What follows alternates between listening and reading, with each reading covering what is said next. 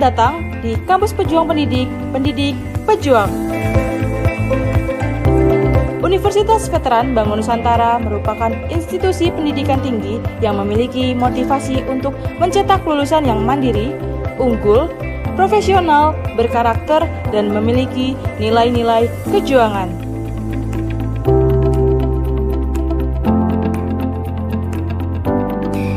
Saya Rektor Universitas Veteran Bangun Nusantara, Profesor Dr. Farida Nugrahani Magister Humaniora. Misi Universitas Veteran Bangun Nusantara adalah terwujudnya universitas yang unggul, berkarakter, mandiri, dan memiliki nilai-nilai kejuangan.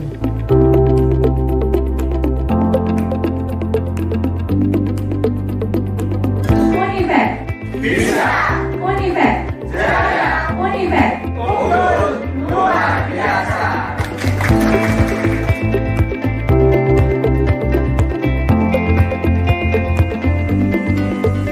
Kampus Universitas Veteran Bangun Nusantara terdiri dari 6 fakultas unggulan dan 1 program pasca sarjana. Univet Bantara memiliki peringkat ke-97 antar perguruan tinggi se-Indonesia, dilansir melalui website EduRank.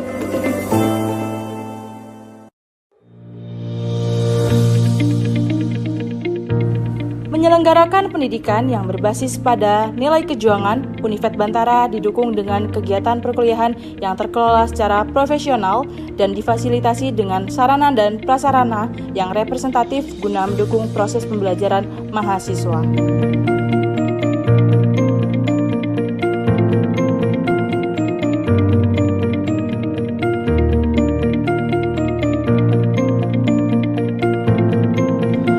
Univet Bantara secara intens melaksanakan penelitian guna menunjang pengembangan iptek dan sosial budaya sekaligus sebagai wadah untuk memberikan kompetensi serta keahlian khusus untuk mahasiswa dalam menyongsong masa depan yang penuh dengan tantangan.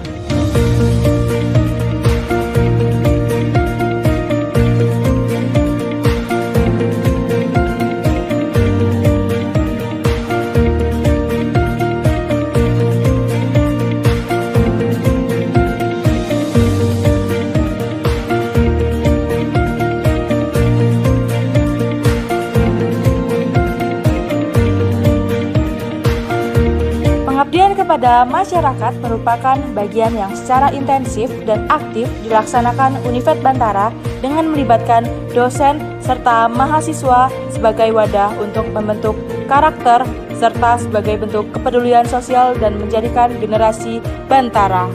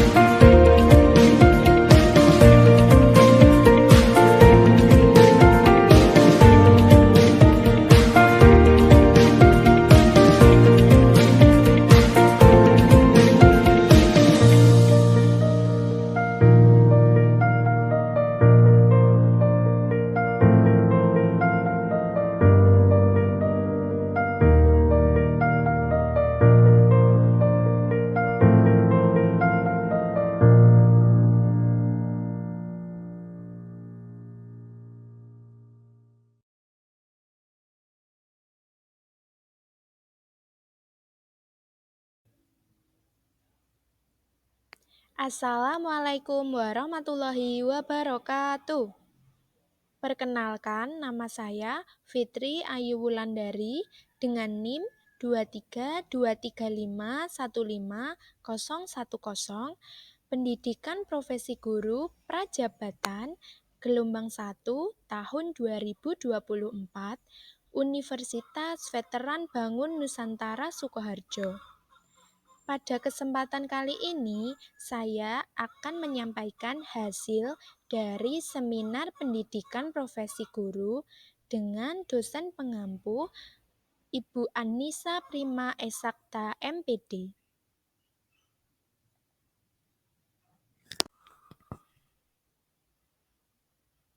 Pada pemaparan kali ini, saya akan menyampaikan 4 cakupan pembahasan. Yang pertama, identifikasi diri saya sebagai calon guru profesional. Yang kedua, refleksi pengalaman belajar mata kuliah yang telah saya ikuti selama 2 semester. Yang ketiga, desain inovasi pembelajaran. Dan yang keempat adalah rencana tindak lanjut dan refleksi. Langsung saja, untuk yang pertama adalah identifikasi diri.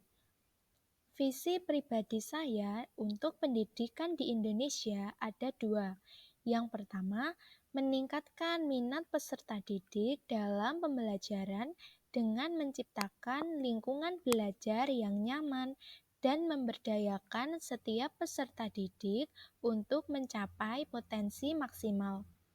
Yang kedua adalah menciptakan peserta didik yang berkarakter dan berakhlak mulia sesuai dengan nilai-nilai Pancasila.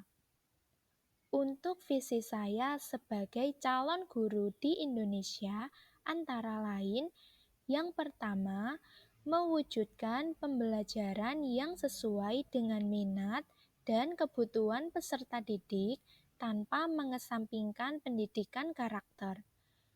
Dan yang kedua adalah menciptakan lingkungan belajar yang nyaman dan memberdayakan setiap peserta didik untuk mencapai potensi maksimal. Refleksi mata kuliah. Saya menempuh 2 semester dalam pendidikan profesi guru prajabatan di Universitas Veteran Bangun Nusantara, di mana pada semester 1 saya menempuh pendidikan dengan 6 mata kuliah. Yang pertama, Filosofi Pendidikan Indonesia. Yang kedua, Pemahaman Peserta Didik dan Pembelajarannya. Yang ketiga, Pendidikan Sosiokultural dalam Pembelajaran. Yang keempat, Prinsip Pengajaran dan Asesmen Afektif 1. Yang kelima, pembelajaran berdiferensiasi. Dan yang keenam, praktik pengalaman lapangan atau PPL pertama. Di semester 2, saya menempuh mata kuliah yang pertama, pembelajaran sosial emosional, yang kedua, computational thinking, yang ketiga, prinsip pengajaran dan asesmen 2, yang keempat, praktik pengalaman lapangan 2, dan proyek kepemimpinan. Yang selanjutnya adalah refleksi pengalaman mata kuliah yang bermakna. Yang pertama yang saya pilih adalah mata kuliah pemahaman peserta didik dan pembelajarannya. Yang kedua adalah praktik pengalaman lapangan atau PPL. Kedua mata kuliah ini sangat menarik. Pada pemahaman peserta didik dan pembelajarannya, kita dapat belajar mengenai karakteristik peserta didik dan kita bisa belajar mengenai rancangan apa saja yang harus dimasukkan ke dalam suatu modul atau suatu pembelajaran. Sedangkan pada praktik pengalaman lapangan atau PPL, kita dapat belajar bagaimana mengelola kelas, bagaimana melihat kondisi kelas, bagaimana melihat kondisi peserta didik dengan berbagai karakteristiknya. Yang selanjutnya adalah pemahaman bermakna dari mata kuliah pemahaman peserta didik dan pembelajarannya. Pembelajaran bermakna yang saya dapatkan melalui mata kuliah pemahaman peserta didik adalah saya dapat memahami bagaimana seorang guru dalam merencanakan sebuah proses pembelajaran di mana sebelum pembelajaran dilaksanakan, guru harus mengetahui berbagai kebutuhan dan karakteristik peserta didik. Hal itu dilakukan agar guru dapat merancang pembelajaran dan asesmen yang sesuai dengan karakter dan berpihak pada peserta didik, sehingga pada akhirnya dapat menciptakan suatu lingkungan belajar yang aman dan nyaman bagi peserta didik. Melalui mata kuliah pemahaman peserta didik dan pembelajarannya, saya mendapatkan banyak pengetahuan. Salah satunya adalah apa saja hal-hal yang diberikan kepada peserta didik sebelum pembelajaran dimulai, setelah pembelajaran dimulai, dan apa yang menjadi asesmen ketika pembelajaran dilaksanakan.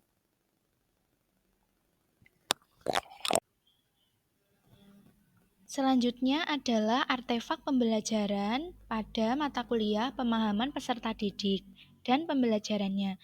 Saya memilih 2 artefak, yaitu pada demonstrasi kontekstual topik 2 dan aksi nyata di topik 2. Demonstrasi kontekstual topik 2 berisi tentang hal yang harus dipertimbangkan dalam perencanaan pembelajaran yang ideal. Sedangkan aksi nyata pada topik 2 berisi mengenai konsep suatu rancangan pembelajaran, mulai dari penyusunan, evaluasi, dan refleksi. Serta pada aksi nyata topik 2 kita dapat mengetahui rancangan aksi nyata dalam menghasilkan suatu program inklusif serta menciptakan lingkungan belajar yang aman dan nyaman dan berpihak kepada peserta didik. Kedua artefak tersebut telah saya unggah pada link Google Drive yang sudah terlampir pada PowerPoint berikut. Alasan saya memilih kedua artefak tersebut sebagai pembelajaran yang bermakna adalah karena pada demonstrasi kontekstual di topik 2 telah menjelaskan mengenai apa saja yang harus dipertimbangkan dalam perencanaan pembelajaran yang ideal untuk menciptakan pembelajaran yang berpihak kepada peserta didik, serta apa saja kriteria perencanaan pembelajaran yang ideal. Aksi nyata pada topik 2 menjelaskan mengenai bagaimana suatu rancangan aksi nyata dalam menghasilkan program inklusif, serta menciptakan lingkungan belajar yang aman, nyaman, dan berpihak kepada peserta didik.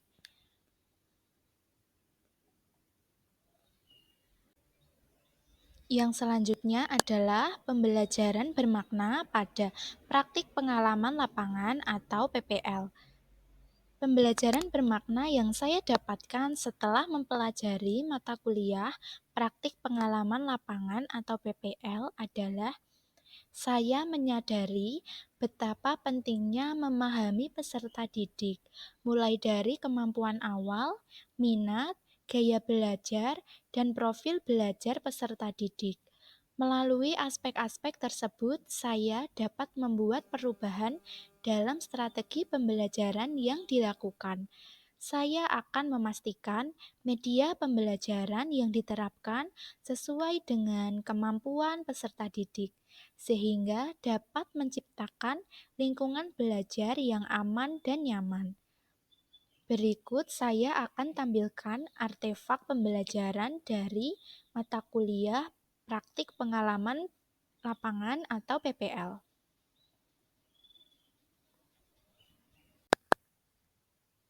Berikut adalah artefak pembelajaran PPL. Yang pertama ada lembar observasi dan yang kedua ada jurnal refleksi pembelajaran. Pada lembar observasi, kita akan belajar mengenai hal-hal apa saja yang perlu dipelajari sebagai guru sebelum memulai suatu pembelajaran. Sedangkan pada jurnal refleksi pembelajaran berisi refleksi pengalaman belajar yang telah dilakukan, seperti pengalaman yang menarik, berguna, tidak menarik, dan lain sebagainya. Rumusan hasil refleksi tersebut berupa pembelajaran yang bermakna. Kedua refleksi tersebut sudah saya unggah ke dalam link Google Drive yang sudah saya tampilkan pada PowerPoint berikut.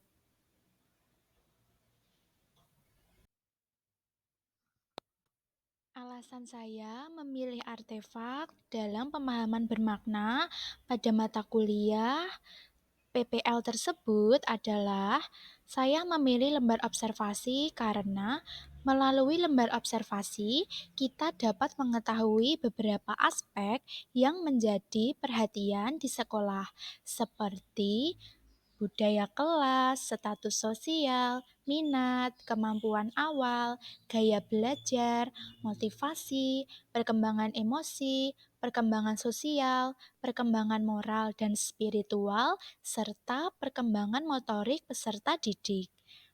Saya juga memilih jurnal refleksi pembelajaran dikarenakan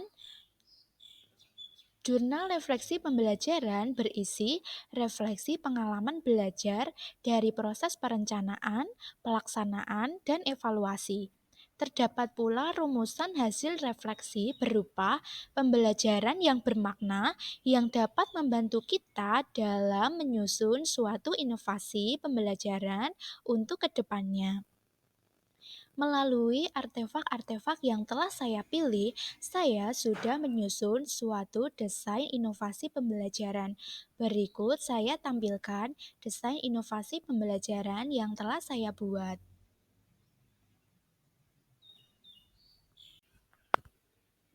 Desain inovasi pembelajaran yang pertama adalah modul ajar berbasis flipbook. Modul ajar dengan materi regresi linier dapat di-scan melalui barcode yang telah ditampilkan pada PowerPoint. Isi dari modul ajar antara lain ada informasi umum yang berisi identitas modul, capaian pembelajaran, kompetensi awal, profil pelajar Pancasila, sarana dan prasarana, target pelajaran, dan moda pembelajaran atau model pembelajaran. Pada kompetensi inti berisi tujuan pembelajaran, pemahaman bermakna, pertanyaan pemantik, dan kegiatan pembelajaran. Pada kegiatan pembelajaran terdapat pendahuluan, kegiatan inti.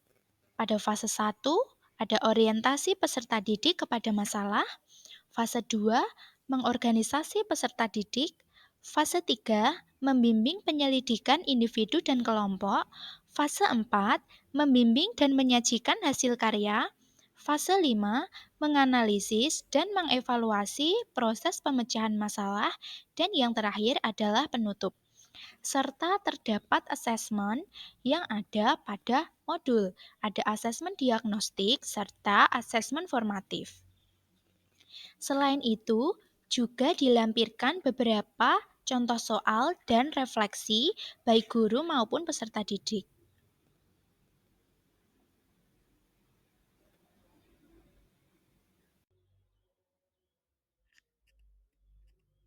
Desain inovasi pembelajaran yang kedua adalah PowerPoint.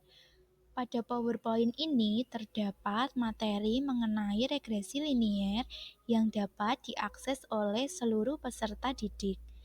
Regresi linier melalui PowerPoint akan memudahkan peserta didik dalam melakukan pembelajaran.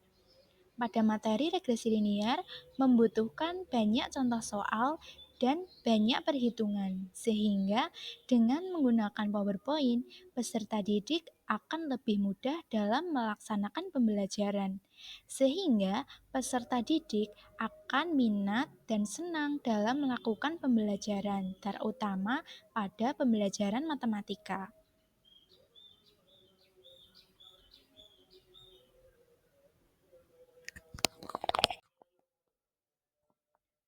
Desain inovasi pembelajaran yang selanjutnya adalah bahan ajar.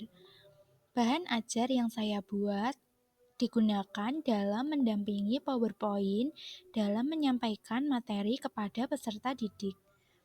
Peserta didik dapat mengakses bahan ajar regresi linier dengan menggunakan scan barcode flipbook atau PDF yang sudah tertera pada PowerPoint tersebut. Pada bahan ajar regresi linier berisi ringkasan materi mengenai yang pertama, pengertian regresi linier, ada gambar serta ada rumus-rumus. Yang kedua, ada metode kuadrat terkecil, terdapat bagaimana cara menentukan persamaan garis yang memenuhi syarat dari metode kuadrat terkecil, di mana menggunakan rumus residu dan menggunakan rumus garis regresi. Selain itu, dapat menentukan persamaan garis regresi menggunakan Microsoft Excel. Dengan menggunakan bahan ajar berupa flipbook atau PDF, diharapkan dapat meningkatkan kemauan peserta didik dalam belajar matematika karena terlihat sangat menarik dan mudah dipelajari.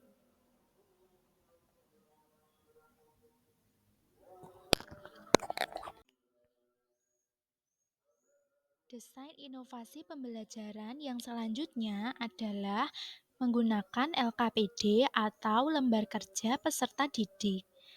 Pada kali ini, saya juga menggunakan flipbook dalam menyampaikan LKPD kepada peserta didik.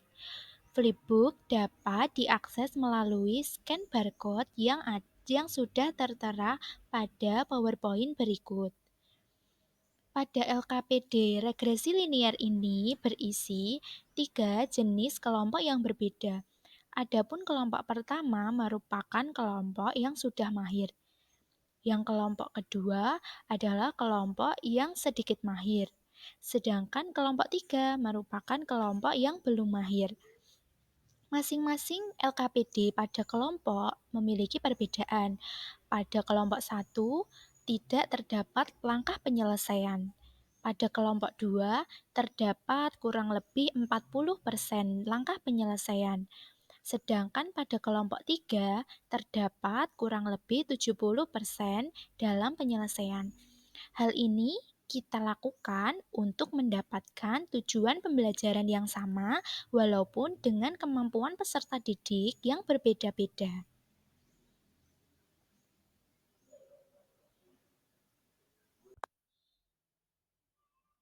Rencana tindak lanjut yang akan saya lakukan adalah yang pertama, melaksanakan proses pembelajaran sesuai dengan perangkat pembelajaran. Yang kedua, melakukan asesmen diagnostik.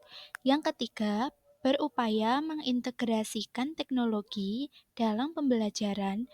Dan yang keempat, melakukan refleksi dan evaluasi pembelajaran yang telah dilakukan.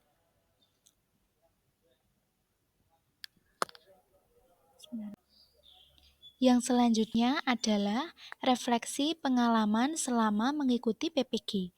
Yang pertama, guru harus dapat menyusun perangkat pembelajaran dengan baik dan sesuai kebutuhan peserta didik. Yang kedua, guru tidak hanya fokus pada materi dan penugasan saja, tetapi juga pada pembentukan karakter yang baik. Yang ketiga, guru dapat memberikan pembelajaran yang bermakna dengan mengoptimalkan pemanfaatan teknologi.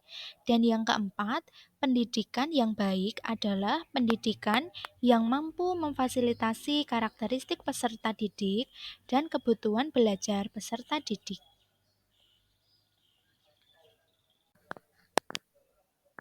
Sekian seminar pendidikan profesi guru yang saya sampaikan. Kurang dan lebihnya saya memohon maaf. Semoga bermanfaat. Terima kasih. Wassalamualaikum warahmatullahi wabarakatuh.